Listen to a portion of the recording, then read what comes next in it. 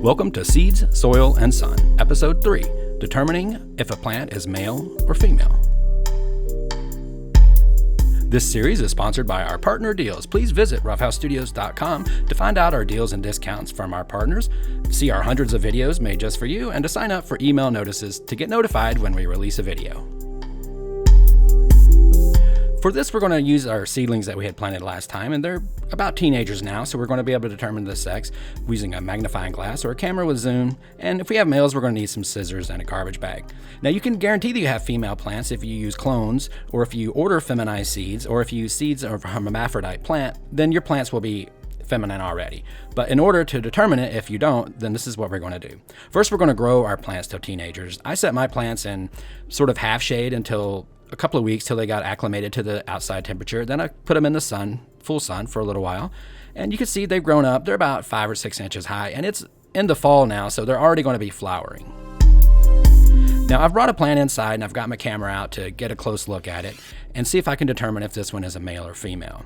Now, we're zooming in on this node where the branch stems out from the main stem, and you can see that it's starting to form these little pear-shaped elongated pistils.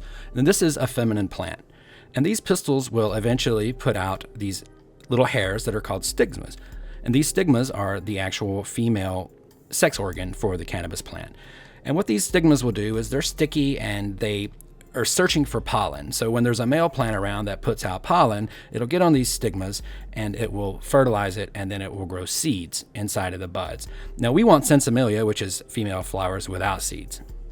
Now, if you have plants that are growing and they start to put out flowers that look like this, then you have a male flower or a male plant. And the male flower, instead of being a receptacle for pollen, is actually the generator of pollen. And these flowers will open up and they will reveal the pollen that's inside of those flowers.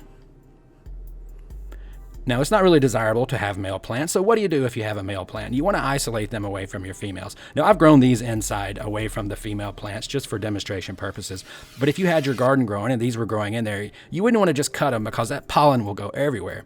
So what you want to do is take a bag, like a garbage bag, a big bag if you need to, put it over the plant, hood it like it's being abducted by the FBI, and then you're going to clip it off right at the bottom, inside of the bag. And what that will do, if you had any female plants around, it would keep that pollen from flying everywhere and getting on your female plants and destroying your chances for sensimilia. Then you can clean up the pollen and make sure that you recycle the soil.